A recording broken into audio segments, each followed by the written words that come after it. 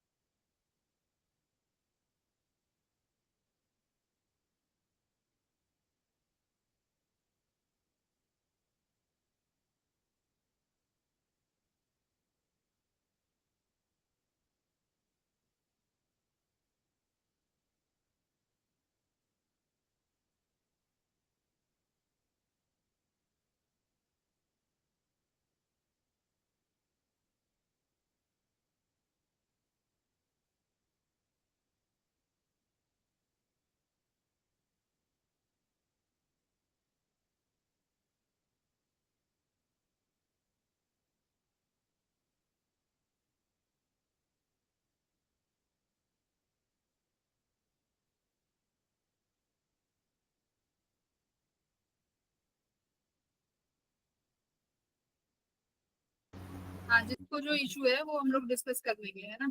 एक बार बच्चों को आने दो। सक्षम, इतना लेट क्यों आ रहे हो भाई? चलो ठीक है, अभी क्लास से भी लेट छुटे होंगे।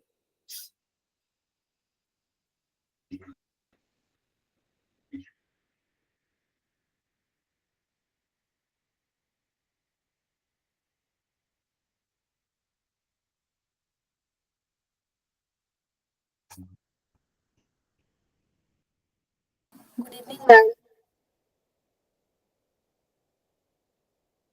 गुड मॉर्निंग बेटा जी।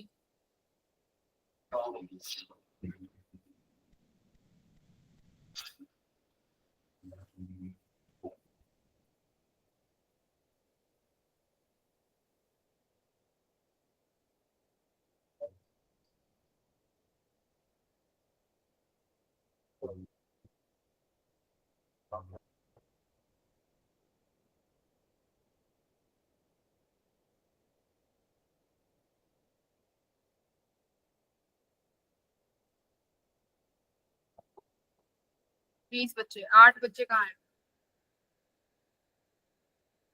एक तो मैं खुद ही हूँ, 19 बच्चे। Shruti just join. Good evening ma'am. Good evening Harshit. Good evening.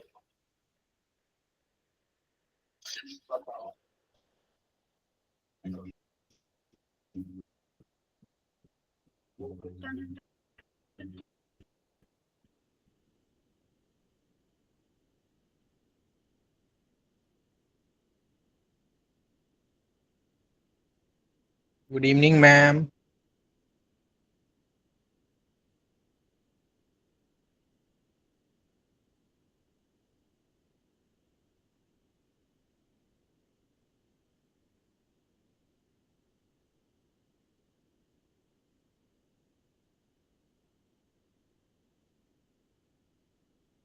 Good evening. अभी स्टूडेंट्स आ रहे हैं क्योंकि मैथ्स की क्लास शायद लेट ऑफ हुई थी, है ना? तो लेट्स वेट।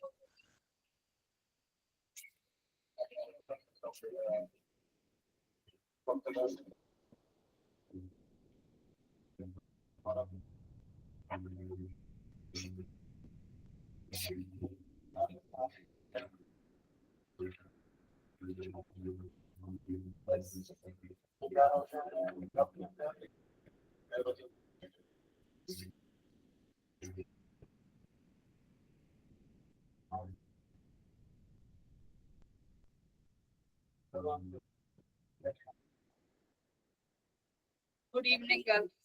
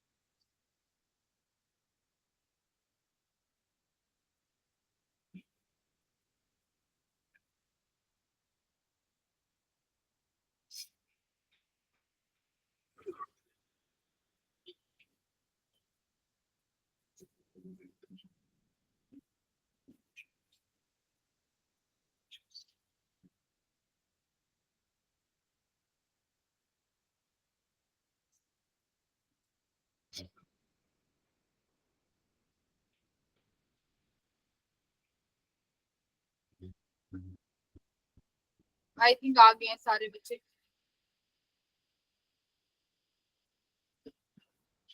उनको भी मैं ही पढ़ा रही हूँ, हम ही पढ़ा रहे हैं उनको भी।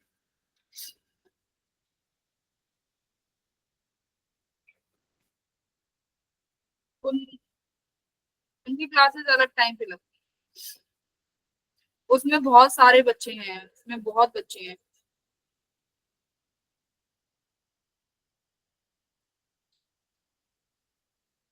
मैम हमारे बैच में वैसे 100 के करीब बच्चे थे, वो सारे कहाँ गए? वो दूसरे बैच में चले गए ना। अब जितने भी बच्चे थे, जैसे जितने भी बैच बने थे ना, उन सब में से जो बच्चे हमें लगा था कि पढ़ लेंगे, उन स्टूडेंट्स को हमने हाई टच, मतलब उन स्टूडेंट्स का अलग बैच बन गया जिसमें सिर्फ 20 या 25 बच्चे हैं, है ना? और जो स्टूडेंट्स थे थोड़ा सा जैसे क्लासेस मिस कर रहे थे, नहीं आ रहे थे, रेगुलर नहीं थे, उन लोगों को क्या किया, वो लोग एक इकट्ठे बैच में चले गए। ठीक है, ये हुआ है। तो ठीक है, हम लोग आज क्या स्टार्ट करने वाले हैं बेटा? हम लोगों ने कैनेडिक इलेक्ट्रिक। कोड पढ़ लिया, सीरीज पैरेलल पढ़ लिया, आज की अपनी क्लास है डाइलेक्ट्रिक्स के बारे में, है ना, पूरा डाइलेक्ट्रिक्स के बारे में पढ़ेंगे। उससे पहले हम लोग कुछ क्वेश्चंस प्रैक्टिस करेंगे जो स्पेशल केसेस हैं किसकी, सीरीज पैरेलल की, ठीक है। वैसे तो कैपेसिटर जब हम लोग करंट इलेक्ट्रिसिटी पढ़ेंगे उसमें मोर डिटेल्ड में जाएंगे, सेम लॉ फॉलो होंगे, जो रेजिस्टेंस में हो रहे हैं वो सेम कैपेसिटर के साथ फॉलो होंगे, है ना। तो मोर डिटेल्ड हम लोग रेजिस्टेंस में पढ़ेंगे कुछ केसेस, बट यहाँ पर भी है कुछ स्पेशल केसेस बनते हैं, है ना, स्पेशल केसेस बनते हैं। स्पेशल केसेस वाले क्वेश्चन है, पर उससे पहले तो हम में से ना कई बच्चों को उन वाले क्वेश्चंस में दिक्कत हो रही है कि मैम हमसे डायग्राम वो नहीं बन रहा, जो प्लेट वाले क्वेश्चंस होते हैं, जैसे ये वाला क्वेश्चन है, इस तरीके के क्वेश्चंस नहीं बनते आप लोगों से, है ना। किस किस से नहीं बन रहे, जैसे राहुल का आया था कि मैम मेरे से नहीं बन रही ये क्वेश्चन, तो राहुल क्यों नहीं बन रही ये वाला क्वेश्चन, एक बार इसको अटेम्प्ट करो और मुझे ये बताओ कि इस क्वेश्चन में मैम मेरे को ना ये दिक्कत आ रही है।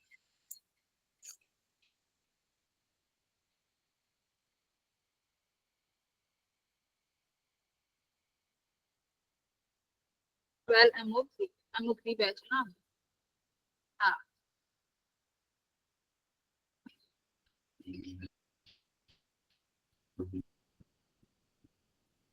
भाई कौन बच्चे नहीं आए हैं, दो बाकी के,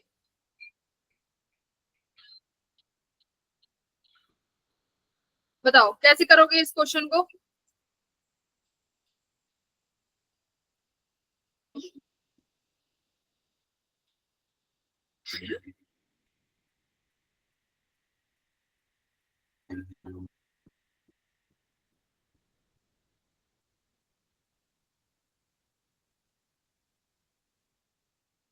सबसे पहले क्या करना होता है, पहले इनका नाम दे दो, 1 2 3 4। हेलो, हाँ भैया, नहीं भाई मेरी क्लास चल रही है, मम्मी के साथ है, वो बाहर है, नहीं पता।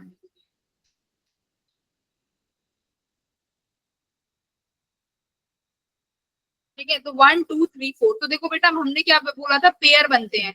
जैसे तुम्हारे पास 4 प्लेट है तो कैसे कैसे पेयर बनेंगे, 1 2 का बनेगा एक पेयर, फिर बेटा किसका बनेगा, एक 2 3 का बनेगा, फिर एक बनता है 3 4 का, है ना, ऐसे पेयर बनेगा।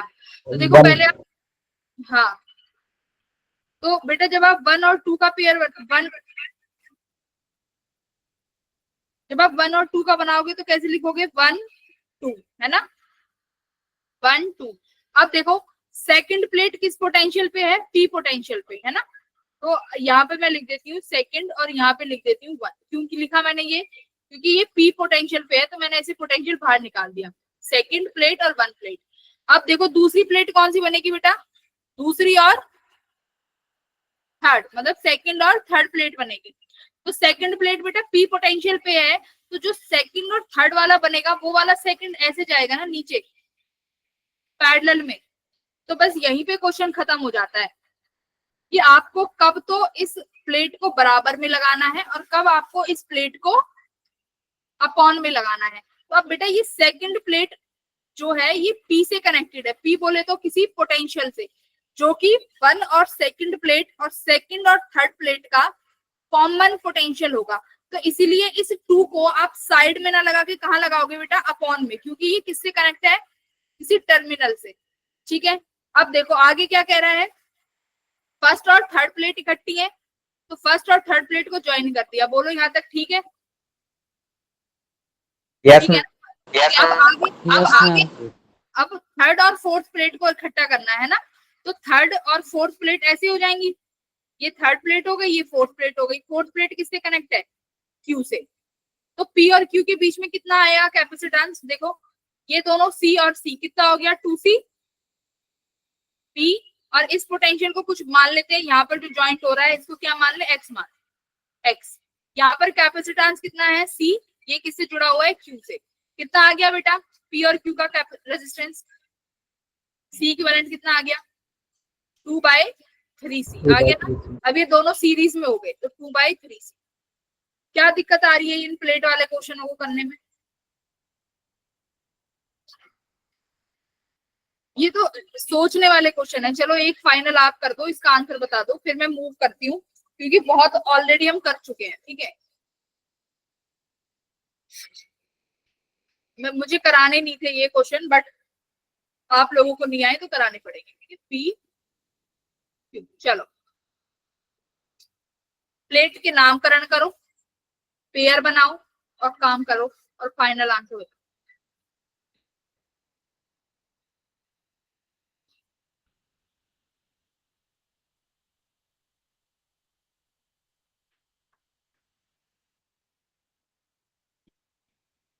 देखो क्या आंसर आ रहा है।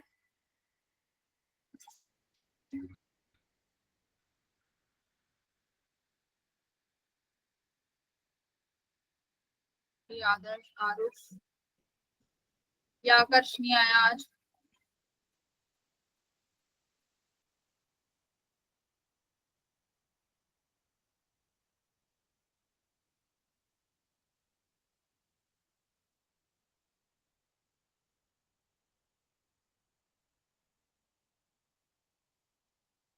करो प्रिंस, क्या आंसर आ रहा है फाइनल।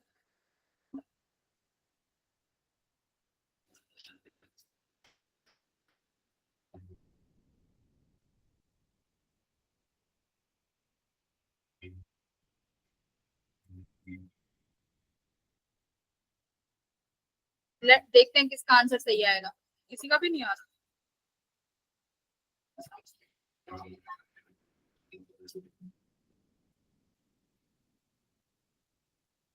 देखो बेटा 2 1, तो 2 किसके साथ कनेक्ट है, पी के साथ, पी के साथ कनेक्ट हो गया।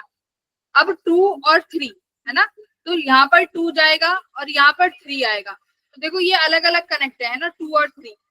तो इसको ऐसे कर देते हैं, 1 प्लेट को यहाँ बना देते हैं, 2 को यहाँ बना देते हैं। 2 किस पोटेंशियल पे है, पी पे। ठीक है, अब सेकंड और 3। ठीक है, देखो अब दोनों पी पोटेंशियल पे होगी दोनों प्लेट, और ये क्या हो गया, यहाँ पे क्यू बन गया। थर्ड प्लेट क्यू से कनेक्ट होगी, हो गई। अब किस किस के बीच में बनेगी, थर्ड और फोर्थ प्लेट।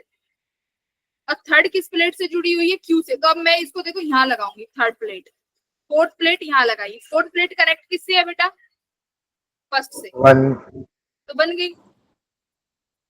अपने अकॉर्डिंग मैंने अपने अकॉर्डिंग देखा ना मैंने, क्वेश्चन के अकॉर्डिंग चलना है। बना के देखो, उससे नहीं बना इस वाले से, तो आप ये वाला बना दिया कि भाई ये कॉमन पोटेंशियल पी आना चाहिए, तो बीच में बना दो। फिर 3 वाला देखो, अब 3 वाली क्यू से कनेक्टेड थी, तो मैंने उसको डाउनवर्ड्स में ले आई, है ना। अब क्या आंसर आ रहा है इसका फाइनल, सी। सी कितना आया, सी कितना आएगा, C/2, और यहाँ पर C आया। इन दोनों को ऐड कर दो, C + C/2 क्या आ जाएगा भाई, 3C/2 आ रहा है। C/2 यही आंसर है। तो बेटा इसको जो अभी तक ये 3 4 मैंने करा दिए ना, इन्हीं क्वेश्चंस को एक बार कर करके देखो। तो करना क्या है, पहला पॉइंट, जब भी जो प्लेट किसी पोटेंशियल से कनेक्ट हो, जैसे सेकंड प्लेट पोटेंशियल, हाँ बोलो। मैम मेरा यही आंसर ना दूसरा डायग्राम बना करके आ गया। है ना, दूसरे से आ गया ना। Yes ma'am. हाँ, तो ऐसे हमें बनाना है। जरूरी नहीं है कि एक बारी में ही तुम सही डायग्राम बना दो, नहीं होता। मैंने भी देखो तुम्हारे सामने कोशिश करी, उससे नहीं हो रहा था, क्योंकि मुझे पी पोटेंशियल कॉमन चाहिए था। तो यहाँ से भी हो सकता है कि तुम करते थे, पी को ऐसे कॉमन बना लेते। देखो इससे भी करके देख लेते हैं कि कैसे बनेगा। ये बनाया तुमने, सेकंड प्लेट यहाँ, 1 यहाँ, फिर सेकंड प्लेट को यहाँ लगाते, 1 यहाँ लगाते, ये पी पोटेंशियल हो गया। ये प्लेट जाती थर्ड, और देखो थर्ड का पोटेंशियल क्यू है। अगर मैं थर्ड को ऐसे निकालू क्यू, अब फिर क्या बनाऊं, थर्ड फोर्थ, तो ये बनता है यहाँ पे थर्ड प्लेट, यहाँ बनती फोर्थ प्लेट। अब भी बन गया। अब फर्स्ट को फोर्थ से जोड़ दो, लो देखो बन गया। अभी भी सेम ही तो बना है डायग्राम, बस वो सीधा उल्टा सीधा कुछ बन गया है, तो अभी भी सेम डायग्राम। देख लो इसका भी निकाल के, यस मैम। ऊपर C, यहाँ पर C/2 सीरीज में है, आ गया ना सेम। तो कभी भी क्वेश्चन जब अगर आप सही करते हो तो वो गलत नहीं होता। तो यही मैंने बोला है कि अगर जैसे सेकंड एक पोटेंशियल से कनेक्ट है P से, तो जब उसकी दूसरी प्लेट बनाओगे तो सेकंड और थर्ड वाली वो अपॉन में लगा दो, लगा दी अपॉन में, ऐसे, बस ये करना है, ठीक है बेटा। चलो ओके फिर, मैम। हाँ फिर आता है आपका व्हीट स्टोन टाइप, है ना, wheat stone, wheat stone bridge question. ये कैसे क्वेश्चन होते हैं? ये स्पेशल टाइप क्वेश्चन है जो अभी हम डिस्कस करने वाले हैं। इसमें क्या होता है कि बेटा इसमें ना कुछ ऐसे कैपेसिटेंस कनेक्ट कर देंगे, मान लो मेरा एक कैपेसिटेंस यहाँ कनेक्ट है, एक कैपेसिटेंस यहाँ कनेक्ट है, एक यहाँ पे, ऐसे, ठीक है। यहाँ पर आपको बोल देंगे कि ये टर्मिनल ए है और ये टर्मिनल बी है। यहाँ पर अब देखो ये हो जाएगा आपका, मान लेते हैं 2, ये है 4, ये है 3 और ये है 6 सपोज करो। और यहाँ पर एक और कैपेसिटेंस लगा दिया मैंने, कितना लगाऊं बताओ, किस वैल्यू का लगाऊं, अपने मर्जी से बोलो। 5 लगा लो। मैम 5 ही 5। रहेगी। चलो 5 लगा दिया। अब मेरी बात ध्यान से सुनो, व्हीट स्टोन ब्रिज में बेटा क्या कंडीशन होती है, मैं एक बार नाम और अलग देती हूँ। C1 C2, ये C3, ये जो आपने माना है ये C4 और ये है आपका C5। इसमें कंडीशन क्या होती है, अगर C1 bye C2 C3 bye C4 के आ गया ना कंडीशन, अब जरा एक बार वैल्यू देखो, C1 कितना है 2, C2 कितना है बेटा 4, C3 कितना है 3, C4 कितना है 6। कंडीशन सेटिस्फाई हो गई यस मैम। Yes ma'am. बेटा। अगर ये कंडीशन सेटिस्फाई हो जाती है तो जो ये बीच में जो पोटेंशियल लगा, ये कैपेसिटर लगा हुआ है ना, ये C5, इसको डिस्कार्ड कर देते हैं। क्यों कर देते हैं? क्योंकि जो ये पोटेंशियल है इस पॉइंट का X और जो ये इस पॉइंट का पोटेंशियल है Y, ये क्या हो जाते हैं, बराबर। सेम। व्हीट स्टोन ब्रिज में अगर ये कंडीशन सेटिस्फाई हो जाती है, सेम रेजिस्टेंस में भी आएगा, अगर ये कंडीशन सेटिस्फाई हो जाती है तो बीच वाले ब्रांच में करंट नहीं जाएगा। Reason, potential of X equals to potential of Y।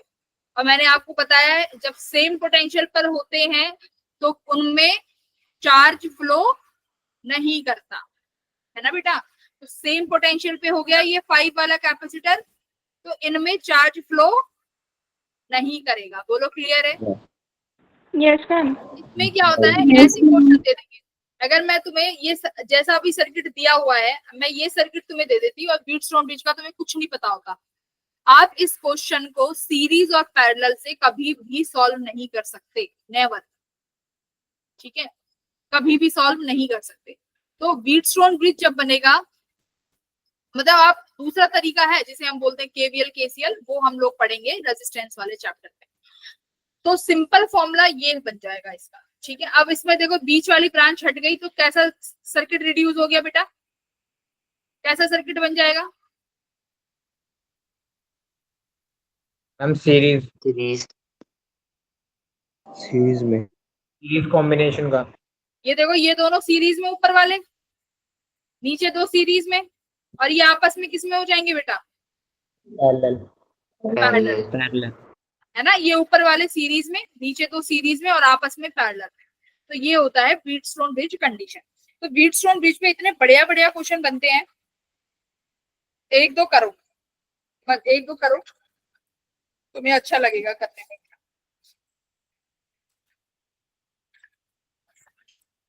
तो व्हीट स्टोन ब्रिज कंडीशन समझ में आ गई क्या है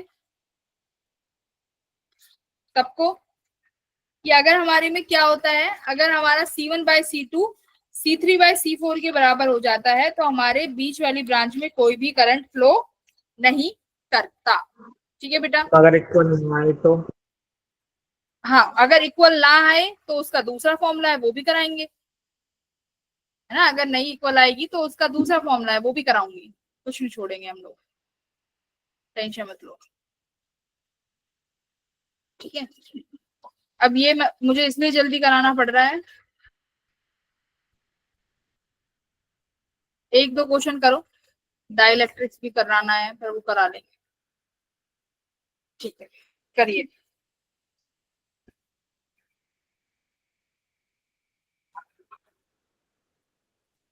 देखो ऐसे भी आ सकता है क्वेश्चन, ये 1 2 ये 3, ये 6, यहाँ कोई कैपेसिटेंस लगा दिया 5, यहाँ पर बैटरी लगा दी, बोल दिया फाइंड सी इक्विवेलेंट। तो कैसे करोगे? ये 5 वाला क्या हो जाएगा? नेग्लेक्ट हो है ना, 5 वाला नेग्लेक्ट हो जाएगा। Very good. तो ये तो हो गए बेसिक वाले। एक देखो सबसे अच्छा क्वेश्चन, ये इतना प्यारा क्वेश्चन है, अगर ये तुम्हें ना करवाया जाए तो कोई नहीं बता सकता कि ये व्हीटस्टोन है या नहीं। चलो तुम लोग बताना।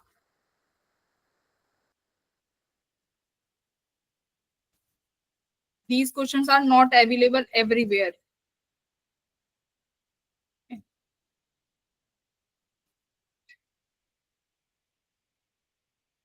देखना।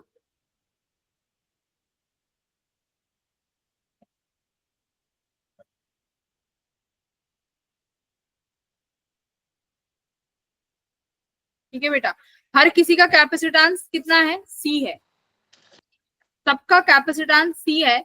आपको सी इक्विवेलेंट निकालने के लिए बोला गया है अक्रॉस ए एंड बी। इसका भी सी है, इसका भी सी, सबका सी है। समझ गए? सर्किट डायग्राम तुम्हारी स्क्रीन पे है। आपको बोला है सी इक्विवेलेंट क्या होगा। आइडेंटिफाई करने के लिए मैं कैपेसिटेंस इनके नाम दे देती हूँ। इसको C1 नाम दे देते हैं, इसको C2, इसको C3 दे देते हैं, इसको C4, इसका C5, इसका C6। चलिए ये कंडीशन अभी बताएं। ये कंडीशन कैसे आई? ये इस तरीके से होता है कि पोटेंशियल बराबर हो जाता है। अभी बस इतना ही समझो, पोटेंशियल एक्स और वाई का पोटेंशियल बराबर हो जाता है, बस इतना ही समझना है।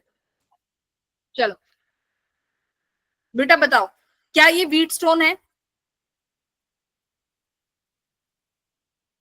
Is it Wheatstone condition? 2C।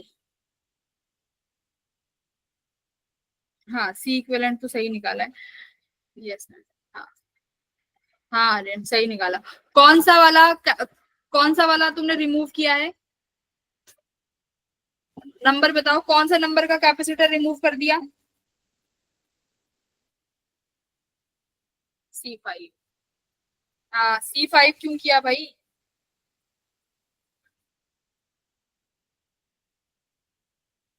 C5 थोड़ी रिमूव होगा, गलत किया है फिर तो। आंसर सही दे दिया। C2 रिमूव होगा ना शायद। C5 क्यों रिमूव होगा? देखो इस सर्किट को थोड़ा सा आप सिंप्लीफाई करते हैं। ए आया, ठीक है, ए से यहाँ पर भी बेटा ए पोटेंशियल है, यहाँ पे भी ए पोटेंशियल है। बोलो इसका पोटेंशियल बी है, यहाँ पर भी बी पोटेंशियल रहेगा, यहाँ पर भी बी पोटेंशियल रहेगा, और यहाँ पर भी बी पोटेंशियल रहेगा। ठीक है, बोलो इतना ठीक है? यहाँ तक तो कोई दिक्कत नहीं। अब मैं इस सर्किट को ऐसे नहीं बना सकती क्या? इस C4 को मैं ऐसे कर दूं। C4 अभी भी किसके बीच में है? ए और बी के बीच में है ना। देखो C4 को मैंने अलग हटा दिया। ठीक है, अब बाकी का सर्किट बनाओ। C1 आ गया ऐसे, ठीक है। अब C2 और C3 कहाँ पे बनेंगे?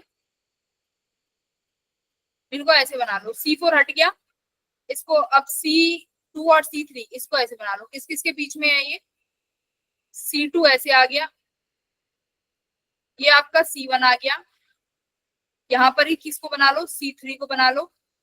ठीक है, इस तरीके से इसको फिर और बड़ा कर दो यहाँ से P2 टेंशन। ये देखो C1 C2 आ गए, इनके बीच में तुम्हारा क्या है? C3 आ गया ऐसे। अभी बताऊंगी ये सर्किट कैसे रिड्यूस किया। अब क्या बचा? C5। C5 को ऐसे ले जाओ, ठीक है। अच्छा इसको भी साइड पे ले तो आए हैं, एक बार वेट करना है।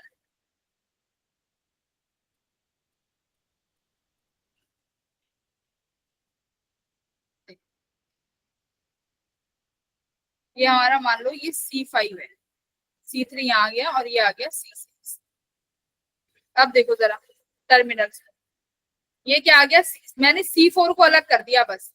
जो ये C4 था ये अभी भी A और B के बीच में था, और अभी भी A और B के बीच में। C4 को अलग कर दिया, अब ये सर्किट बन गया अलग से। तो C1 ऊपर, C2 और C3 ऐसे कनेक्ट कर दिए। ये C2 हो गया, ठीक है। ये यहाँ पे क्या आ गया? C2 के साइड में यहाँ पे 5 था, तो ये C5 आ गया। C3 यहाँ था, यहाँ C3 आ गया और ये क्या आ गया यहाँ पे C6। बताओ ये सर्किट का समझ में आया कैसे अलग अलग किए सर्किट। C4 को अलग एक बार लेकर फिर A से और B समझा के दो। बीच में था। देखो यहाँ पर कोई पोटेंशियल A और B, C2 किसके बीच में है, यहाँ पर कोई पोटेंशियल मान लो X, ठीक है। तो C2 अभी भी किस किस के बीच में है, X, और इसका पोटेंशियल क्या रहेगा, यहाँ पे मान लो कोई पोटेंशियल P और ये भी पोटेंशियल कुछ P हो गया। अब इनको बस आपने कनेक्ट करना है। देखो C2 किसके बीच में है, A और X के बीच में, ये रहा C2, ये पोटेंशियल A है, यहाँ पर भी C2 किसके बीच में है, X के बीच में, ठीक है। C3 देखो किसके बीच में है, X और P के बीच में, तो यहाँ पर क्या मान लो P। C1 किसके बीच में है, A और P के बीच में, तो ये भी क्या है P पोटेंशियल, क्लियर है ना। C5 किसके बीच में है, X और B के बीच में, तो देखो C5 ये X है, यहाँ पर B जा रहा है, ये भी B के बीच में आ गया। C6 बेटा P और B के बीच में, ये P है, ये वाली लाइन B से जा रही है, तो ये भी B के बीच में आ गया। देख लो ये बस आपको जोड़ने थे पोटेंशियल्स लगा के, मानना था पोटेंशियल कि भाई इस पॉइंट का नहीं है तो मैं मान लेता हूँ X, इस पॉइंट का नहीं है तो हमने मान लिया P, मान लिया। बस अब आपको कनेक्ट करने थे, C4 अलग कर दिया, अब आपको जोड़ना था C1, तो C1 तो ऊपर ही रह गया, फिर C2 जोड़ना था। C2 किसके बीच में था, A और X के बीच में, तो ये जोड़ दिया, देखो A और X के बीच में ये C2 आ गया, आ गया ना, ये रहा C2, यहाँ से हटा। फिर C5 X और B के बीच में था, ये X और B के बीच में C5 आ गया। बोलो बेटा यहाँ तक क्लियर है कि नहीं है डायग्राम। C1 को भी रिमूव कर सकते हैं, नहीं C1 को क्यों रिमूव करेंगे, नहीं C1 नहीं रिमूव होगा, C5 नेग्लेक्ट होगा मैम, C1 रिमूव होगा, नहीं बेटा C1 भी नहीं रिमूव होगा ना, C5 रिमूव होगा। देखो अब यहाँ पे, अब ये सर्किट कैसा बन गया, ये बहुत डिफिकल्ट प्रॉब्लम है, ठीक है, ध्यान से सुनना, समझ में आ जाएगा। ये सर्किट समझ में आया कि मैंने इसको कैसे रिड्यूस किया है, बस C4 अलग किया है। देखो तो शुरू से देख लो, अगर नहीं आए टाइम ले लेते हैं, कोई बात नहीं, डिफिकल्ट है तो टाइम लेगा। आर्यन गलत बता रहे हो, जो भी बता रहे हो,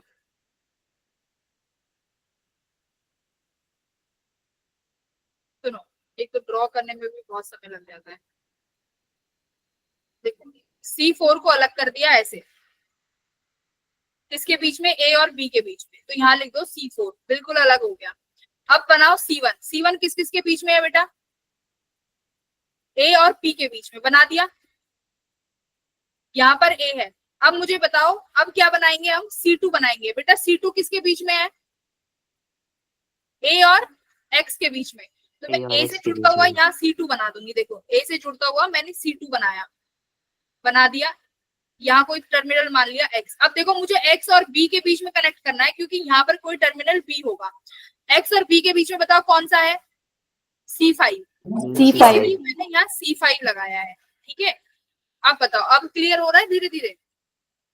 अच्छा अब बताओ,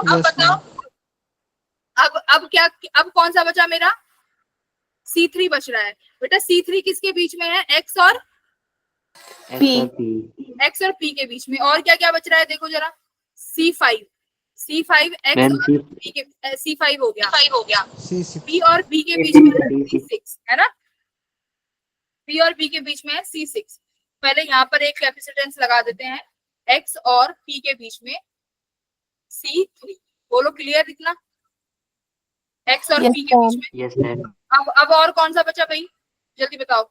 C2 हो गया, C1, C2 और C5, C6 बचा हुआ है बस, राइट, C6 बचा हुआ है, C6 भी यहाँ लगा दूं, बताओ, ये भी B है, यस मैम। मैंने कुछ नहीं किया ना, जिन पॉइंट के पोटेंशियल नहीं थे मैंने मान लिए, उनके बीच में मैं बस कनेक्ट करती चली गई, है ना। बोलो क्लियर, इतना डन है। अब चलो अब इसका पोटेंशियल बराबर होगा, है ना। अब ध्यान से देखना बेटा, A और B के बीच में निकालना है ना, तो करंट कहाँ से आया होगा, A से करंट आया होगा बेटा। कुछ तो सबसे पहले C4 में चला गया होगा, हाँ या ना, C4 में अलग चला गया, अलग ब्रांच है, चली गया। कुछ यहाँ पे पहुंचा होगा, इस वाले नोड पे, बोलो बेटा, कुछ इस वाले नोड पे पहुंचा होगा जहाँ पे अभी बनाया है ये, ए वाला देखो, इस वाले पे। ओके, अब यहाँ पे पहुंचा तो बेटा कुछ गया होगा इस वाली में, ए बी वाली में करंट, बोलो हाँ या ना। यस फिर मैम। बेटा कुछ गया होगा C2 पे। तो एक बात बताओ, इस X पॉइंट का और इस P पॉइंट का पोटेंशियल सेम है कि नहीं है? यस मैम अगर सेम है। कैपेसिटेंस सेम है तो पोटेंशियल ड्रॉप पहले बताओ, ए पे गया C1 और C2, सेम करंट जाएगा क्योंकि दोनों का कैपेसिटेंस बराबर है C और C। और अगर पोटेंशियल निकालें तो क्या आएगा, Q equals to CV। Potential drop कितना आएगा, Q बाई C। अगर C भी सेम है और चार्ज भी सेम जा रहा है तो क्या पोटेंशियल ड्रॉप सेम नहीं होगा P पॉइंट पे और X पॉइंट पे, बोलो हाँ या ना। Yes ma'am. बेटा देखो एक बार, नहीं यार रेन, मैम जरूरी है कि जो मूव के लिए क्यू है बोल वो रहे हो सेम क्या? ही जाएगा। C1 को रिमूव करेंगे, C1 मैम को जरूरी है कि कैसे, क्या कह रहे हो?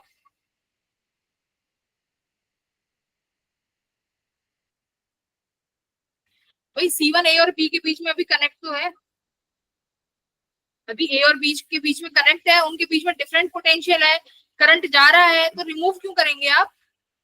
देखो C4 तो ए और बी के बीच में है बेटा, अलग अलग पोटेंशियल है, सर्किट रॉन्ग बनेगा।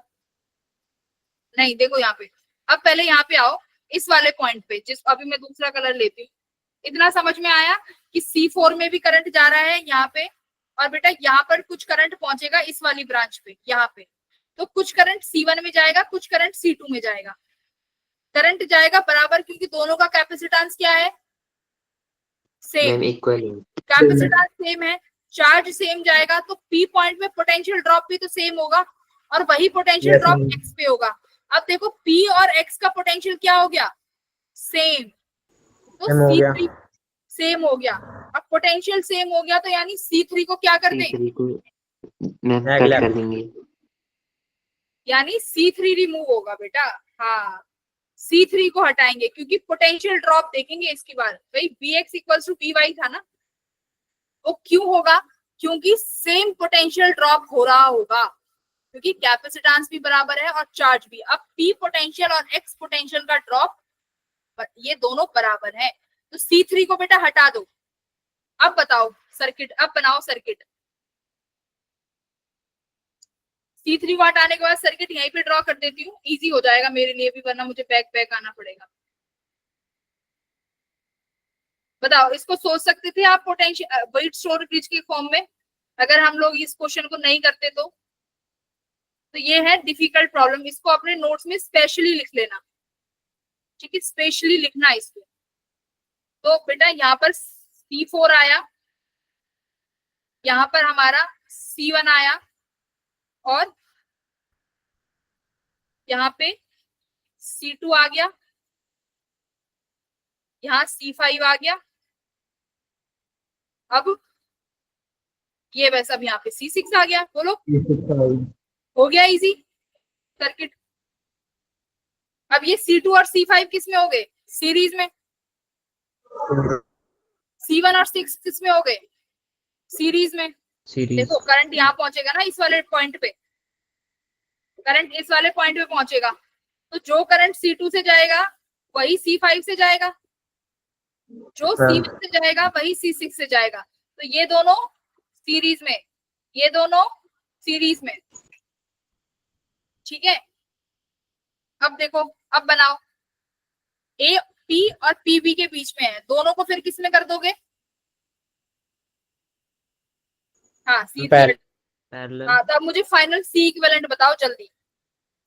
अब फाइनल, 2C तो इसका C/2 हो गया, सीरीज में उसका C/2 हो गया। फिर सर्किट रिड्यूस करो यहाँ पे बेटा, अगले में करते हैं, बहुत इजी हो गया अब तो। यहाँ पर हमारा C4 था जिसका A और B, फिर उसके बाद क्या हुआ हमारा, यहाँ पे A और B के बीच में C/2 बन गया। देखो यहाँ पे A और B के बीच में ये दोनों C/2 हो गए CC से, राइट। फिर यहाँ पे C1 भी तो है ना हमारे पास, अच्छा ये दोनों हो जाएंगे ना फिर, हाँ ठीक है, C1 और C6 ये दोनों सीरीज में हो गए, ये कितना हो जाएगा C/2, फिर यहाँ से जोड़ दो इनको, C/2 करो, एक और लगा दो, ऐसे V पोटेंशियल। अब बताओ फाइनल आंसर कितना आ रहा है? 2C आ गया क्या? 2C। ये C4 की वैल्यू भी कितनी है? C है, तो very good. C/2 C/2 C, ये तीनों अब पैरेलल में हो गए। तो पैरेलल में कितना आएगा तुम्हारा final answer? C plus C/2 plus C/2, तो C plus C equals to 2C। तो this is your C equivalent. अब इस क्वेश्चन को एक बार निहार लो, देख लो, और कुछ भी समझना है तो पूछ लो। This is your condition of Wheatstone bridge, या फिर बोल दो सेम पोटेंशियल। ठीक है, आ गया आंसर। एक बार क्वेश्चन को यहाँ पर पढ़ो, क्या किया है। सर्किट को जितना सिंप्लीफाई करते चले जाओगे इजी होता जाएगा। देखो मैंने क्या किया, C4 देखा कि बेटा C4 जो है A B के बीच में है, तो इसको अलग हटा दो, अलग हटा दिया। C1 को देखा कि भाई मेरे पास यहाँ पोटेंशियल नहीं है, तो मैं मान लेती हूँ ये P है, यहाँ पे भी सेम पोटेंशियल आएगा P, यहाँ का मुझे मालूम नहीं तो मैंने लेट कर लिया X। फिर उसके बाद तुम्हारे साथ ही मैं कनेक्ट करती चली गई कि X के बीच में कितना आएगा, CP के बीच में कितना आएगा, XB के बीच में कितना आएगा, बस कैपेसिटर लगाते चले जाओ। फिर ये देखो कि कहाँ पर सेम पोटेंशियल ड्रॉप हो रहा है। हर एक कैपेसिटर के बाद सेम पोटेंशियल ड्रॉप होगा, क्योंकि एक कैपेसिटर सेम वैल्यू है तो उतना ही पोटेंशियल खाएगा। तो देखो जैसे ही इस नोड पे पहुंचे तो ये C1 के बाद उतना ही पोटेंशियल ड्रॉप हुआ होगा जितना C2 के बाद हुआ होगा, है ना। जैसे ही करंट C1 से गया, चार्ज पोटेंशियल ड्रॉप हुआ होगा। क्या सेम पोटेंशियल ड्रॉप नहीं होगा जैसे ही चार्ज C2 से जाएगा, क्योंकि दोनों के पास कैपेसिटेंस सेम है, हाँ या ना। तो बेटा यहाँ पर बस यही कंडीशन लगी है। बताओ आप, समझ में आया? जो लोग बोल रहे थे C5 को हटा देंगे, नहीं, C5 नहीं हटेगा। बोलो किस किस को समझ में आया। अब ये लोग जो क्लास छोड़ के भाग गए हैं कुछ लोग, इनका क्या होगा?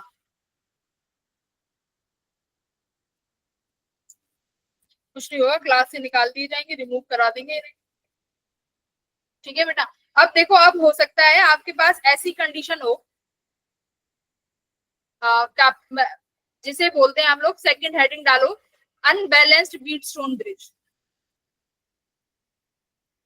अनबैलेंस्ड व्हीटस्टोन ब्रिज, इसका सीधा फॉर्मूला मैं लिखवाऊंगी, क्योंकि अगर अभी हम सॉल्व करने बैठेंगे तो दिस विल टेक बहुत ज्यादा समय। सीधा फॉर्मूला आएगा, आपको सीधा फॉर्मूला लिखना है और आंसर आ जाएगा। कैसे? अनबैलेंस्ड व्हीटस्टोन ब्रिज कैसे बनेगा बेटा? देखो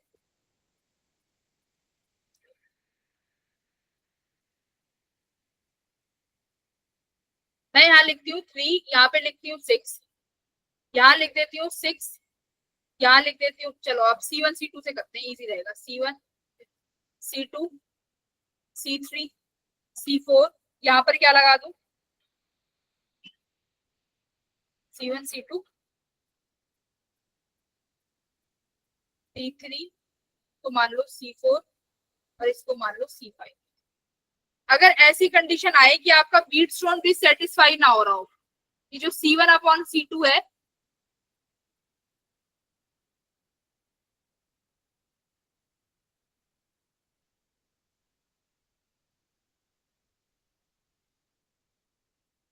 C4/C5, अगर आपका कंडीशन सेटिस्फाई ना हो रहा हो, ठीक है, अगर ये कंडीशन आ जाए तो क्या करोगे बेटा?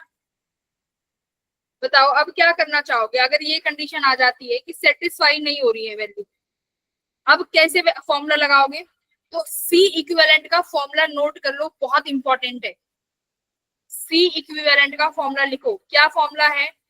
2C1C2 plus C2C3 plus C1C3 upon C1 plus C2 plus 2C3। ये फॉर्मूला याद कराऊं, कैसे याद रखना है? देखो आपके पास क्या है? C1 C2 C4 C5 जो होता है, और यहाँ पर क्या है? C3।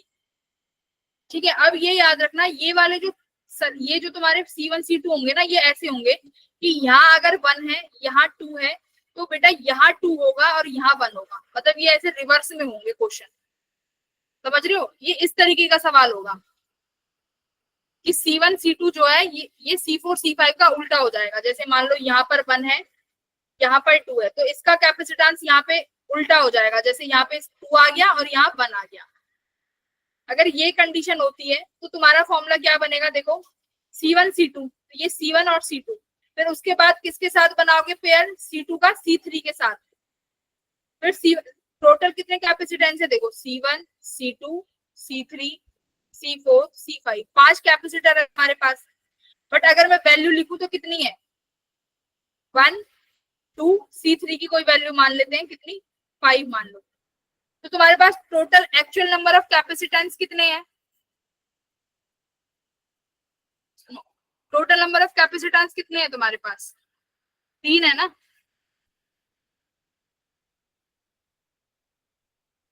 बच्चों यस मैम। नहीं, सुनो मैं क्या कह रही हूँ, यहाँ पे ध्यान से सुनो। तुम लोग रिस्पॉन्स नहीं करते, मुझे लगता है तुम्हें कुछ समझ नहीं आ रहा, ना तो तुम कुछ पूछते हो। देखो मेरे पास ऐसे दो ये मेरे पास ऐसे एक अनबैलेंस्ड व्हीटस्टोन ब्रिज है बेटा, जिसमें वैल्यू ऐसे बन रही है, यहाँ पर 1 है, यहाँ 2 है, यहाँ 2 है, या 1 है, यहाँ बीच में तुम्हें कोई भी वैल्यू का कैपेसिटेंस दिया हुआ है। एक और देखो कैसे और बना सकते हो, यहाँ आपको 2 दिया हुआ है, यहाँ 3, यहाँ 3 दिया हुआ है, यहाँ 2 दिया हुआ है, बीच में किसी भी वैल्यू का कैपेसिटेंस है।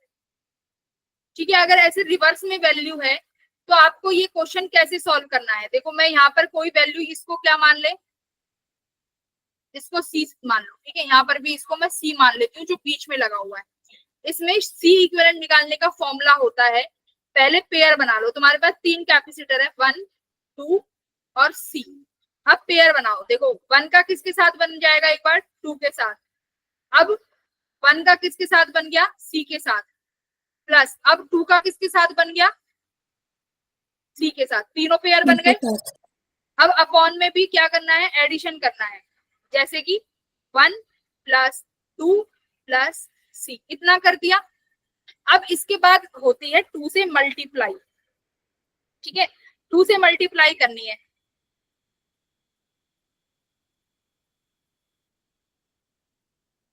ठीक है, 2 से मल्टीप्लाई कैसे करोगे, देखो जो तुम्हारा एक्स्ट्रा ऑर्डिनरी वाला व्हीटस्टोन ब्रिज के जो बीच वाला है, जैसे C, तो जहां पर C ऐड हो रहा है ना, वहां पर मल्टीप्लाई कर दो 2 से। जैसे यहाँ पर 2 से मल्टीप्लाई कर दी, तो अब जहां पर तुम्हारा C नहीं है वहां पे मल्टीप्लाई कर दो। जैसे यहाँ पर C है तो यहाँ नहीं करेंगे, यहाँ पर C है यहाँ नहीं करेंगे, तो यहाँ पर एक बार और 2 से मल्टीप्लाई कर देंगे। समझ में आया, हमें यूनिफॉर्मिटी बैठानी है, तो याद रखो अपॉन में जो तुम्हारा बीच वाला C है उससे 2 मल्टीप्लाई करेंगे, और जो ऊपर है उसमें वो करेंगे जो बीच वाला कैपेसिटेंस हटा दो, तो ये यहाँ से C हट गया, यहाँ C हट गया, तो यहाँ पर मल्टीप्लाई कर। तो यहाँ पे मैं यही समझा रही थी, अगर मैं इसको ऐसे लिख दूं फॉर्मूले में C1 C2 की हेल्प से, जो तुम्हें याद करने में हेल्पफुल रहे।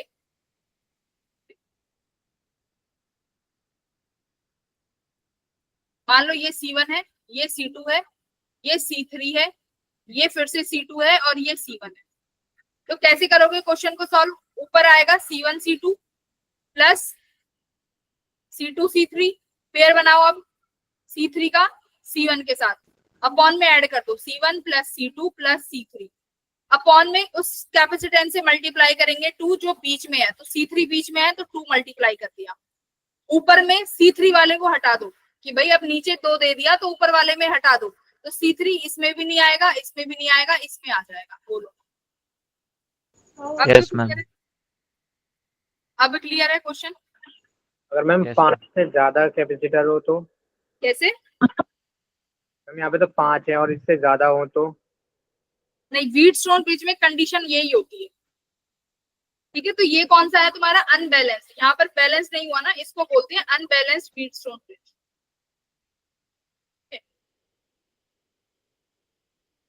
और जो ये फॉर्मूला है ये इसी केस में लगेगा जब तुम्हारे ये वाइस वर्सा हो, ठीक है, चार्जेस।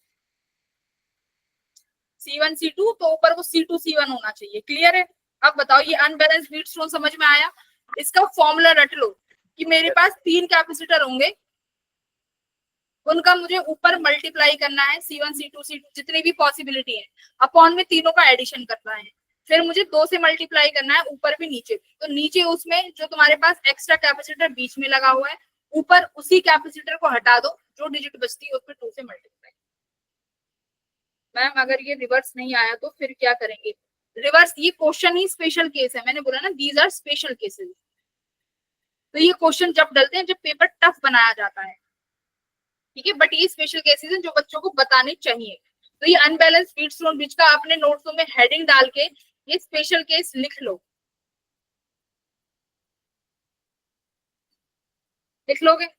मैम अगर सारे डिफरेंट हो और रेशो भी सेम ना हो तो कैसे करेंगे? बेटा फिर हम लोग यूज करते हैं केवीएल केसीएल का। ठीक है, अगर आप कह रहे हो कि मैम रेशो सेम ना हो तो केवीएल केसीएल यूज होता है, जो हम रेजिस्टेंस में पढ़ेंगे। वो वाला सवाल करेंगे हम रेजिस्टेंस में, डोंट वरी।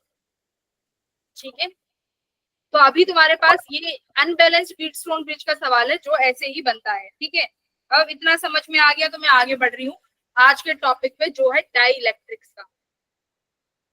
डाइलेक्ट्रिक्स क्या होता है बेटा? डाइलेक्ट्रिक कैसी वैल्यू होती है? What is dielectric? अभी तक आप पढ़ते आ रहे हो कि मैम डाइलेक्ट्रिक में लगता है, डाइलेक्ट्रिक है। डाइलेक्ट्रिक से आप क्या समझते हो? कोई मीडियम समझते हो डाइलेक्ट्रिक से कि हमारे पास ये एक मीडियम है डाइलेक्ट्रिक का? तो डाइलेक्ट्रिक बेटा होता क्या है? एक नॉन कंडक्टर की तरह होता है ना, एक नॉन कंडक्टर की तरह होता है, लेकिन जब हम इसको किसी फील्ड में रख देते हैं तो ये पोलराइज हो जाता है। क्या हो जाता है? पोलराइज। तो मान लो जैसे ये डाइलेक्ट्रिक है, इसको आप बोल सकते हो कि ये एक नॉन कंडक्टर है, ठीक है। लेकिन जब आपने इस डाइलेक्ट्रिक को किसी फील्ड में रख दिया तो फील्ड की वजह से बेटा क्या होगा? नॉन कंडक्टर है बट चार्जेस तो होंगे। मान लो हमारे पास ये डाइलेक्ट्रिक है, इसमें पॉजिटिव नेगेटिव चार्जेस तो होंगे, बट वो डिस्ट्रीब्यूट नहीं होंगे। लेकिन जैसे ही आप इसको इलेक्ट्रिक फील्ड में रख दोगे तो वो क्या हो जाएंगे? पोलराइज। क्या हो जाएंगे? पोलराइज। पोलराइज होने का मतलब क्या है? एक तरफ पॉजिटिव चार्ज आ जाएगा और एक तरफ नेगेटिव चार्ज। नेगेटिव। तो ऐसे डाइलेक्ट्रिक्स को कौन से डाइलेक्ट्रिक बोले जाता है? Polarise dielectric. डाइलेक्ट्रिक समझ में आया कि डाइलेक्ट्रिक मैडम नॉन कंडक्टर है, लेकिन जब हम उसको इलेक्ट्रिक फील्ड में रख देते हैं तो फील्ड की डायरेक्शन की वजह से वो अपने आप को पोलराइज कर लेता है, तो उसको बोलते हैं पोलराइज डाइलेक्ट्रिक्स। क्लियर है इतना? Yes ma'am. हाँ, तो ये हो गया पोलराइज डाइलेक्ट्रिक। अब बेटा मान लो अब इस डाइलेक्ट्रिक को मैं क्या करती हूँ? कैपेसिटर के बीच में रख देती हूँ। अभी तक हम लोगों ने पैरेलल प्लेट कैपेसिटर पढ़ा था, क्या बीच में कुछ रखा था? कुछ नहीं था ना, वैक्यूम था कि ये प्लस सिग्मा है, ये माइनस सिग्मा है, और ये क्या है? अर्थिंग हो रखी है, मतलब इसकी वजह से इलेक्ट्रिक फील्ड इस डायरेक्शन में होगी, ए प्लेट की वजह से, नेगेटिव की वजह से भी इसी डायरेक्शन में होगी। यही पढ़ा है। इसकी वजह से सिग्मा बाय 2 एप्सिलॉन नॉट होती थी, इसकी वजह से भी इतनी होती थी, और दोनों का ऐड करके कितना आता था? Sigma by epsilon not. याद है कि नहीं? Yes ma'am. अब हमने क्या किया? अब मैंने इस पूरे कैपेसिटर के बीच में क्या रख दिया? डाइलेक्ट्रिक। क्या रख दिया? डाइलेक्ट्रिक। हाँ, अब पूरे कैपेसिटर में डाइलेक्ट्रिक रख दिया। अब बेटा स्टार्टिंग का कैपेसिटर का लेक्चर याद करो, जिसमें मैंने बताया था कि कैपेसिटर किस किस चीज पे डिपेंड करता है। क्या उसमें से एक डाइलेक्ट्रिक था? Yes ma'am. Yes. है ना? मैंने बताया था शेप एंड साइज, एंड आपने उसको कहाँ रखा है, किस मीडियम में रखा है, उस पर आपका डाइलेक्ट्रिक क्या करता है बेटा? डिपेंड करता है। तो जैसे ही आप अब उस डाइलेक्ट्रिक को रखोगे, मान लो उस डाइलेक्ट्रिक की वैल्यू कितनी है? उस डाइलेक्ट्रिक की वैल्यू मान लेते हैं के है, ठीक है। इस डाइलेक्ट्रिक के को मैंने अपने कैपेसिटेंस के बीच में, कैपेसिटर के बीच में रख दिया, तो उसका कैपेसिटेंस कितना आएगा? देखो A epsilon naught by D आता था वैक्यूम में, A epsilon naught by D vacuum में आता था। अब यहाँ पर आप एप्सिलॉन नॉट तो यूज नहीं करोगे, क्या यूज करोगे? एप्सिलॉन नॉट मीडियम वाला, एप्सिलॉन नॉट मीडियम वाला लिखोगे तो फॉर्मूला में लिखोगे कि A epsilon naught medium by D. Epsilon naught medium किसके बराबर होता है? Epsilon naught into epsilon naught R. तो आपने ये फॉर्मूले में लिख दिया epsilon naught into epsilon naught R. अच्छा, एप्सिलॉन नॉट आर को ही डाइलेक्ट्रिक कांस्टेंट बोलते हैं, कूलम्ब्स लॉ में पढ़ाया था कि रिलेटिव परमिटिविटी को ही बेटा डाइलेक्ट्रिक कांस्टेंट बोला जाता है। तो के को डाइलेक्ट्रिक कांस्टेंट बोलेंगे तो फॉर्मूला देखो सी डैश का क्या बना, एप्सिलॉन नॉट आर जो के हो गया, बाकी का ए एप्सिलॉन नॉट डी आ गया। ए एप्सिलॉन नॉट डी कौन सा कैपेसिटेंस है बेटा? जो कि एयर वाला था, है ना। तो सी डैश किसके बराबर आ गया? के टाइम्स ऑफ सी आ गया ना। तो इसका मतलब डाइलेक्ट्रिक रखने से आपका कैपेसिटेंस की वैल्यू कितने टाइम्स बढ़ गई? कितने टाइम्स बढ़ गई? तो डाइलेक्ट्रिक रखने से कैपेसिटेंस क्या होता है? बढ़ जाता है ना। बढ़ गया ना, के टाइम्स बढ़ गया जितना डाइलेक्ट्रिक कांस्टेंट था,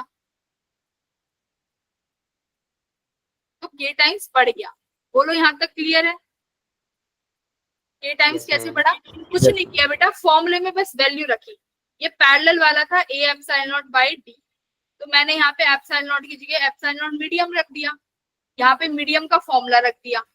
अब ये वाली वैल्यू बन गई जो आपकी एयर वाली थी, बचा एप्सिलॉन नॉट आर, वही के है।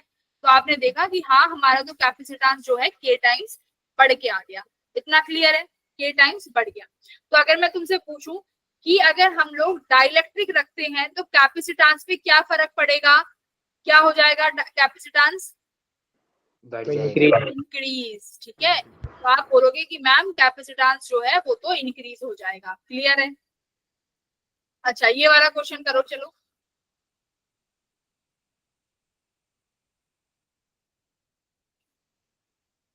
करो इस क्वेश्चन को।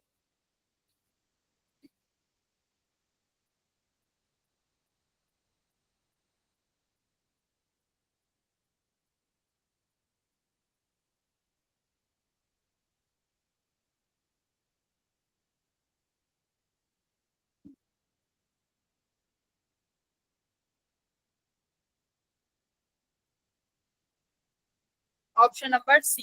ठीक है, अब बहुतों के आंसर भी आ गए हैं, गलत भी हो सकता है यार इनका, कई बार गलत भी बताया है इसने।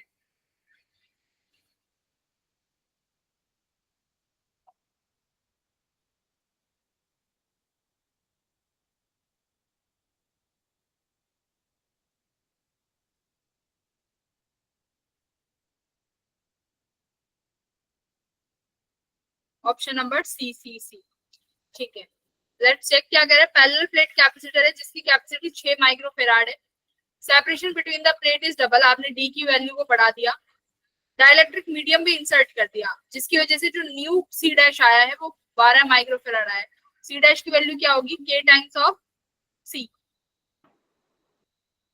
सी dash equals to, C dash तुम्हें गिवन है 12, तो ये 6, तुम्हारा सी कैसे आ रहा है भाई? मैम डिस्टेंस भी तो डबल कर दिया ना, तो फिर हाँ वो ठीक है, सी की वैल्यू भी रखो, सी की वैल्यू रखो, फिर इधर सी डैश की वैल्यू रखो। ठीक है,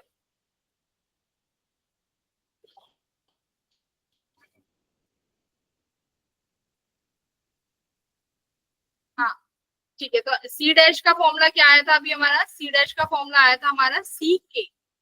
सी डैश हमें दिया हुआ है 12, के की वैल्यू निकालनी है, सी कितना हो जाएगा? A epsilon naught by D. ठीक है, अब डी की वैल्यू को 2 टाइम्स बढ़ा दिया, हाँ, तो हमारी वैल्यू क्या हो जाएगी डाइलेक्ट्रिक कांस्टेंट की? 4। तो यानी option number C is your correct answer. ये वाला करो।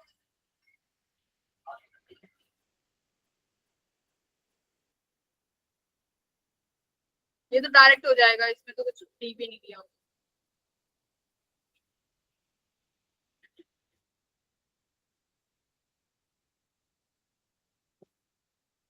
डी डैश इक्वल्स टू के सी।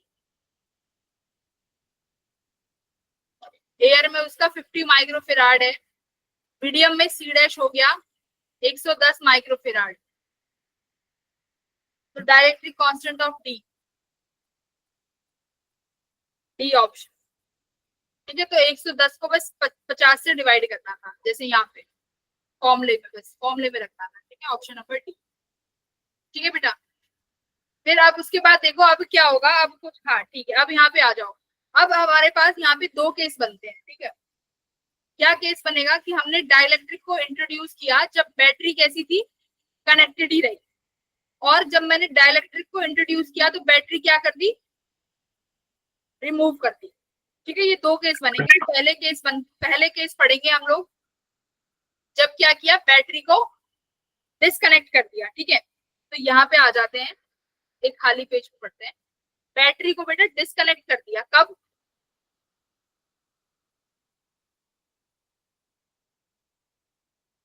कि ये कैपेसिटेंस है आपका, इसमें जब आपने डाइलेक्ट्रिक कांस्टेंट रखा के तो बैटरी को हटा दिया। बेटा बैटरी किस चीज में काम करती है, पोटेंशियल मेंटेन करने में। तो बैटरी का काम होता है पोटेंशियल मेंटेन करना। इसका मतलब ये है, पोटेंशियल को मेंटेन करती है अगर बैटरी लगी हुई होती है। ठीक है, अब मान लो बैटरी हट गई, तो बेटा अगर आपने इसमें कैपेसिटेंस डाइलेक्ट्रिक कांस्टेंट के रखा है तो कैपेसिटेंस कितने से बढ़ गया होगा, कैसे भाई, कैपेसिटेंस तो बढ़ेगा ही, क्योंकि कैपेसिटेंस ना तो बी पे डिपेंड करता, ना क्यू पे, है ना चार्ज पे, ना पोटेंशियल पे। तो कैपेसिटेंस तो बढ़ेगा भाई। वो तो कह रहा है मैं तो बढ़ूंगा, बैटरी से मुझे कोई लेना देना नहीं है, लगाओ मत लगाओ, मैं तो अपना बढ़ूंगा। तो वो के टाइम्स बढ़ गया। अब दूसरी चीज आती है कि बेटा पोटेंशियल डिफरेंस के साथ क्या हुआ होगा, बताओ। चलो पहले चार्ज की बात कर लेते हैं, चार्ज के साथ क्या हुआ होगा, सेम रहेगा। बेटा आपने बैटरी को हटा दिया और आपने कैपेसिटेंस लगा दी, उसमें एक नया डाइलेक्ट्रिक रख दिया, तो चार्ज के साथ क्या हुआ होगा, चार्ज तो कंजर्व ही रहता है। बैटरी को लगाने से पहले जितना चार्ज था, बैटरी को हटाने के बाद भी उतना ही चार्ज रहेगा कि नहीं रहेगा, बैटरी को हटा, चार्ज इज कंजर्व बेटा। अगर बैटरी लगाने से पहले जो चार्ज था, बैटरी को हटाने के बाद भी वही चार्ज रहेगा, कितना, क्यू। तो यानी चार्ज रहेगा सेम। अब आ जाओ पोटेंशियल पे। बेटा पोटेंशियल के साथ क्या होगा, पोटेंशियल का फॉर्मूला क्या होता है, Q बाय सी। बेटा आप देखो Q तो सेम ही है, बट C के टाइम्स बढ़ गया। तो पोटेंशियल डिफरेंस के साथ क्या हुआ, तो मतलब जब बैटरी हट गई तो पोटेंशियल क्या हो गया, डिक्रीज हो गया, है ना, डिक्रीज हो गया, कितने से, के टाइम्स। बेटा इलेक्ट्रिक फील्ड के साथ बताओ, इलेक्ट्रिक फील्ड के साथ क्या होगा, चलो इलेक्ट्रिक फील्ड के साथ क्या होगा। देखो एक चीज और सुनो, फिजिक्स में हो सकता है कुछ चीजें बहुत इजी हो, कुछ चीजें बहुत टफ हो, टफ सोच के फिजिक्स छोड़नी नहीं है। ठीक है, E इक्वल्स टू, E का फॉर्मूला क्या होता है, V by T, V by T. Distance है ये तो बिटवीन द कैपेसिटेंस। क्या D चेंज हुई है, क्या हमारा D चेंज हुआ है, नो मैम। नहीं हुआ। क्या हमारा V चेंज हुआ है, यस मैम। V तो चेंज हुआ है। V हमारा क्या हो गया, V बाय के टाइम्स, है ना, के टाइम्स हो गया D के। तो हमारी इलेक्ट्रिक फील्ड भी क्या हो गई, डिक्रीज हो गई ना बाय के से। तो बेटा इलेक्ट्रिक फील्ड आल्सो डिक्रीजेस, कितने से, बाय के से। अच्छा और अब मुझे बताओ एनर्जी के साथ क्या हुआ होगा, एनर्जी स्टोर्ड, क्या फॉर्मूला होता है एनर्जी स्टोर्ड का, Q स्क्वायर बाय 2C लगाते हैं। ठीक है, Q square by 2C। Charge क्या है, सेम। कैपेसिटेंस क्या हो गया, बढ़ गया। तो पोटेंशियल एनर्जी की बात करूं तो 1 बाय के, ये Q स्क्वायर बाय 2C फिर U हो जाएगी, तो ये U डैश भी क्या हो गया, 1 बाय के से घट गया, तो U इज ऑल्सो डिक्रीजेस। तो ये चीज याद रखनी है, एमसीक्यूज में बहुत पूछा जाता है। बहुत पूछा जाता है कि बैटरी को रिमूव कर दिया तो चार्ज सेम रहेगा। अब मैं तुमसे पूछूंगी बेटा, अगर बैटरी को रिमूव करते हैं तो चार्ज क्या रहेगा? सेम रहेगा। सुनो, एक तो ये टेक्सटिंग को बंद करो, वर्बली बोला करो तो मुझे भी लगे कि तुम लोग सुन रहे हो। चार्ज क्या रहेगा? सेम रहेगा। हाँ, चार्ज रहेगा सेम। कैपेसिटेंस के साथ क्या होगा?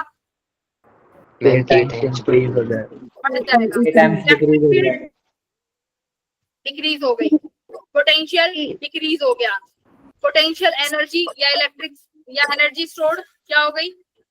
डिक्रीज। डिक्रीज। बोलो, इतना क्लियर है?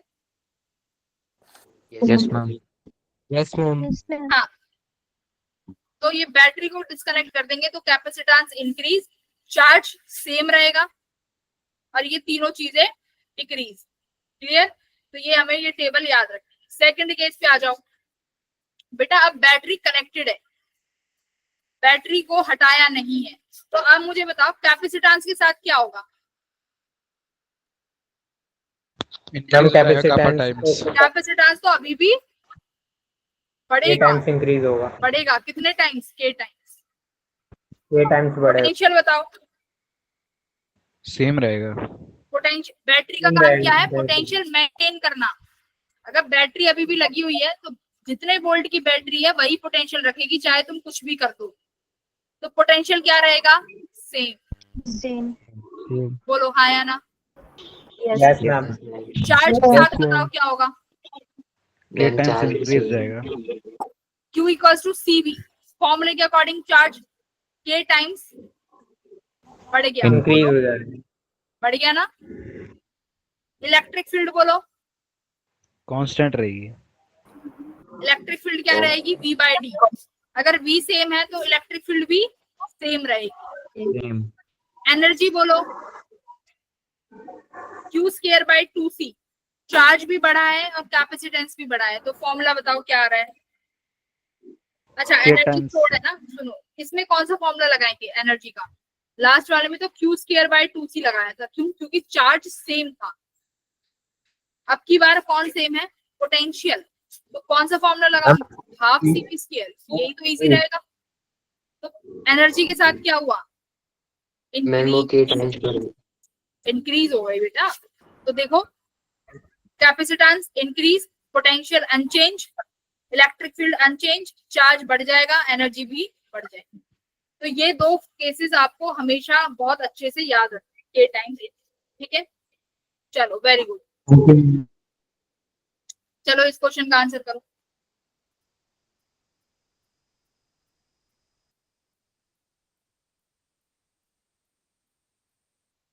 करो इसे सॉल्व।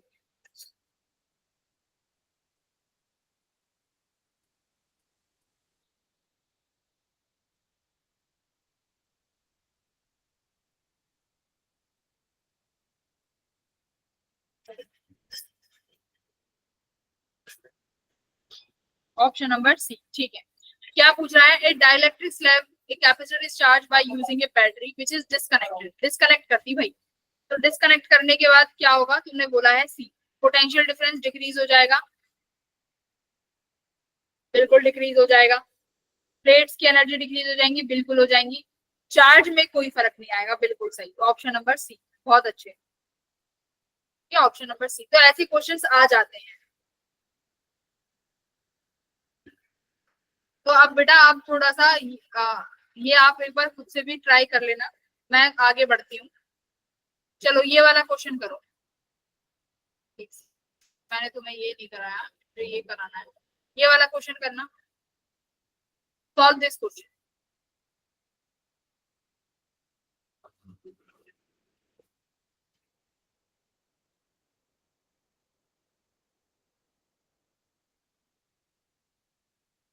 वर्क डन आप कैसे निकाल सकते हो? You final minus you initial. ठीक है,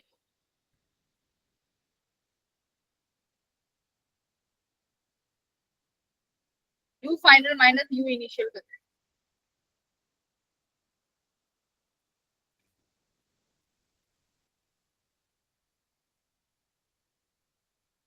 सक्षम क्या कर रहे हो? कभी जा रहे हो, कभी आ रहे हो, ऐसे ये गर्व करता है। मैम नेटवर्क इश्यू हो रहा है थोड़ा। अच्छा अच्छा, फिर क्या ही समझ में आता होगा बेटा, मुझे तो पता ही नहीं क्या कहते हैं।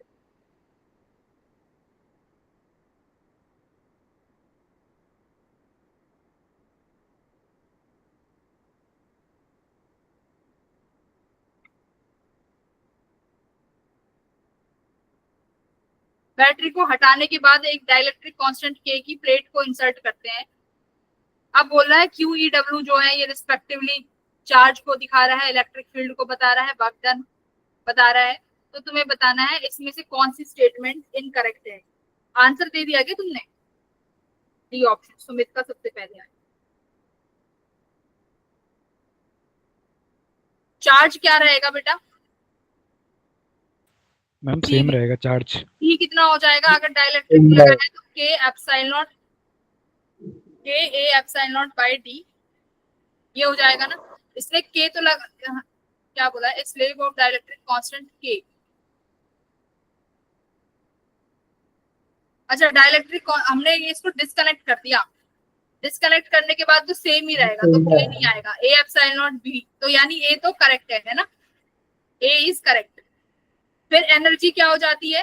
डिक्रीज हो जाती है बाय के से, तो यानी सी भी करेक्ट है। तो यानी अब आपको डब्ल्यू फाइंड करना है कि वर्क डन के साथ क्या होगा। वर्क डन कैसे निकालोगे भाई? यू इनिशियल यू फाइनल करके। यू इनिशियल कितना था चार्ज के केस में? चार्ज इसमें सेम है,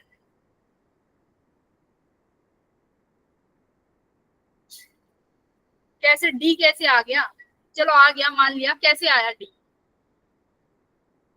मैम इसमें ई इलेक्ट्रिक फील्ड है ना। सुनिधि बताना, सुनिधि बताएगी। सुनिधि आपने डी कैसे बताया है?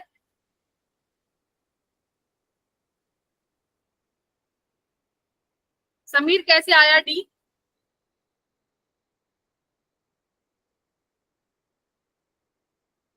पलक कैसे आया डी?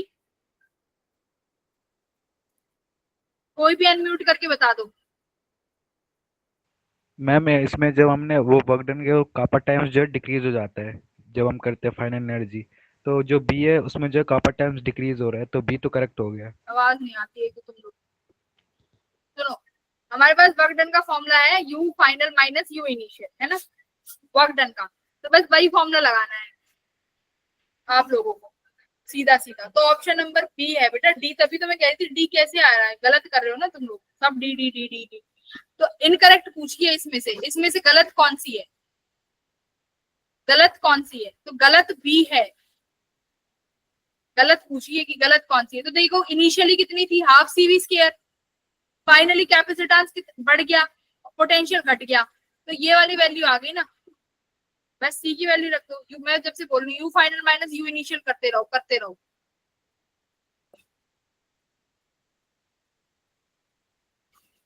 बस यही करना था, सीधा फॉर्मूला बेस्ड क्वेश्चन था।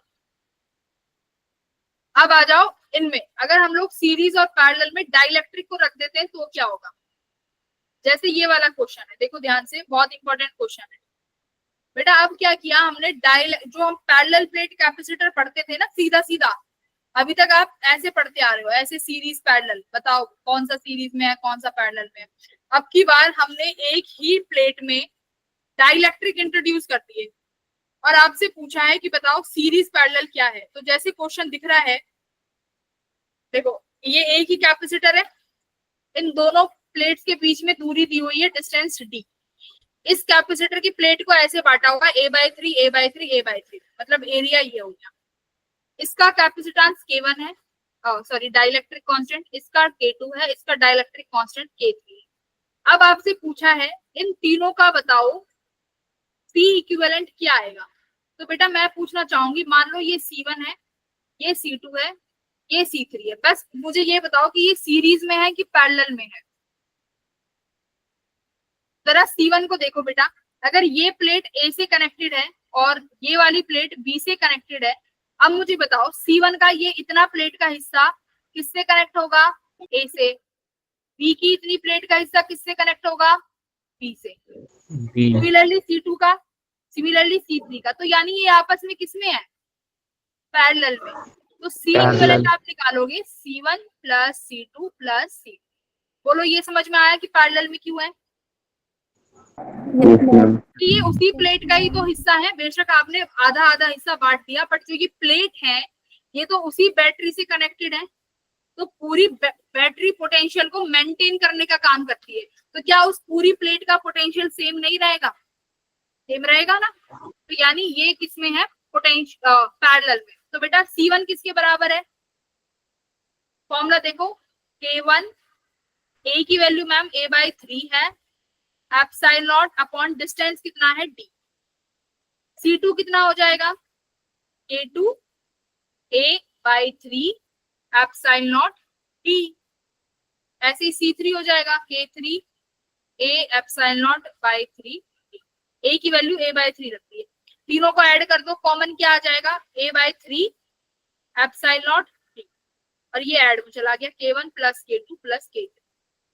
बहुत पूछे जाते हैं ये क्वेश्चन, बहुत। तो ऑप्शन नंबर क्या आया भाई? बी क्यों? हाँ बी, अच्छा ये बी है ना, ठीक है, बी आ गया। क्या ऑप्शन नंबर क्लियर है? चलो ये वाला क्वेश्चन करो। इसमें देखो ये सीरीज में है कि अब की बार कैसे कट किया, अब की बार एरिया की जगह डिस्टेंस में कट कर दिया, ठीक है। अब बताओ, ये C1 है, ये C2 है, ये C3 है। अब देखो बेटा, प्लेट तो यही वाली जो है बैटरी से कनेक्ट रहेगी, एक तो नंबर 1 और एक ये नंबर 2। ये बताओ जो ये बीच की 3 और 4 है बेटा, इनका पोटेंशियल तो कुछ अलग होगा, यस और no? Yes ma'am. Different potential, यानी प्लेट्स किसमें है? सीरीज में। सीरीज, है ना भाई। ये जो थर्ड प्लेट है इसका पोटेंशियल अलग होगा, फोर्थ का कुछ पोटेंशियल अलग होगा, वी डोंट नो क्या होगा। तो यानी सबका पोटेंशियल अलग है, तो सिंपल सी बात है भाई, सारे C1 C2 C3 किसमें है? सीरीज में है। कर देंगे फिर आप क्वेश्चन,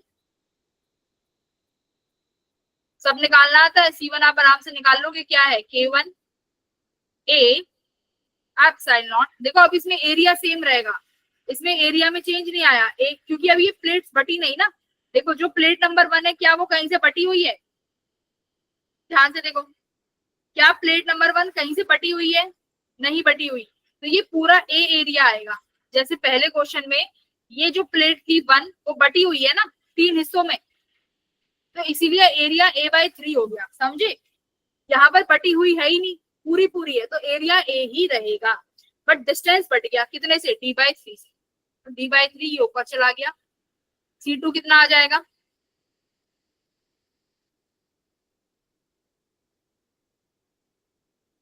बेटा ये C3 आ जाएगा।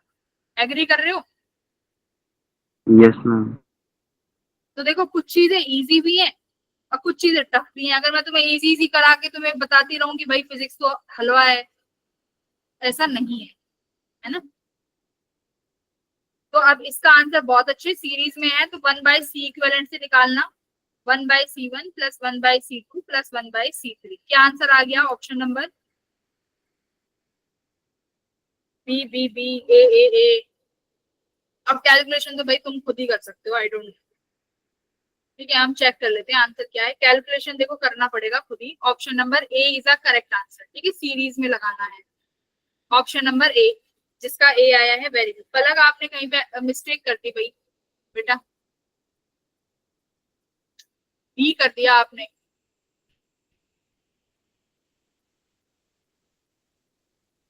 चेक करना थोड़ा सा कैलकुलेशन, ठीक है। हाँ एक बार कैलकुलेशन चेक करना। देखो और टफेस्ट बनाना हो तो ऐसे कर सकते हैं। अब बेटा इसमें बताओ, अगर ये C1 है, ये C2 है, ये C3 है, ये C4 है, तो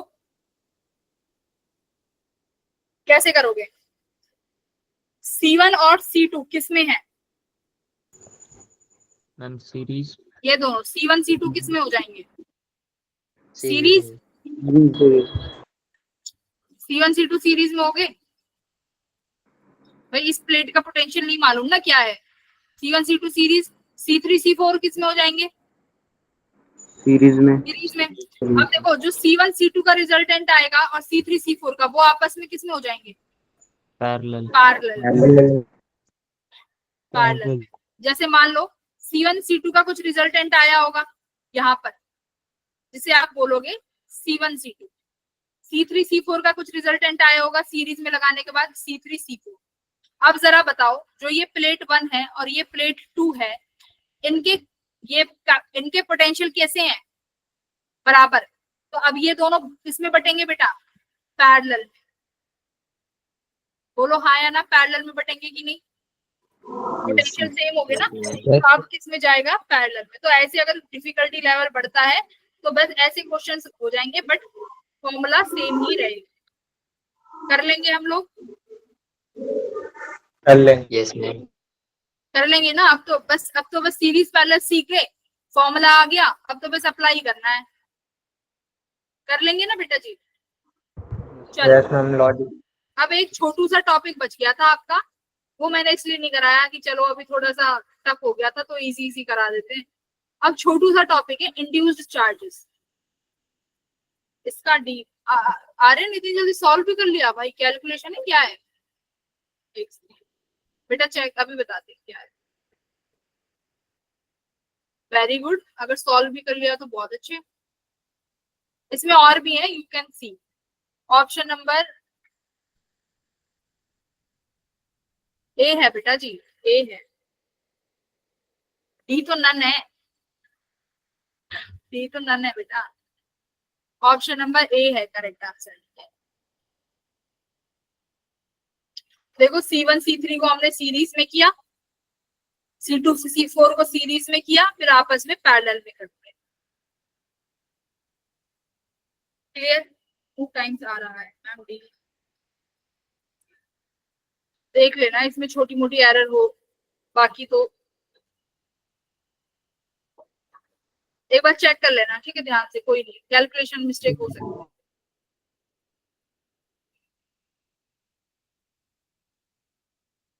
इंड्यूस चार्ज पे आ जाते हैं। छोटू सा टॉपिक है, 2 मिनट का, ज्यादा बड़ा नहीं है। 1 मिनट का भी टॉपिक है बेटा। अभी आपने बोला था कि जो डाइलेक्ट्रिक है वो क्या हो जाता है? पोलराइज हो जाता है मैम, पोलराइज्ड। है ना? हाँ, डाइलेक्ट्रिक पोलराइज हो जाता है। तो बेटा एक बात बताओ, अगर मैं यहाँ पर, ये मेरे पास क्या है? कैपेसिटर की प्लेट, ठीक है? मान लेते हैं इसमें प्लस सिग्मा चार्ज है और इस पर माइनस सिग्मा। बेटा मैंने इसके पूरे बीच में क्या प्लेस कर दिया? एक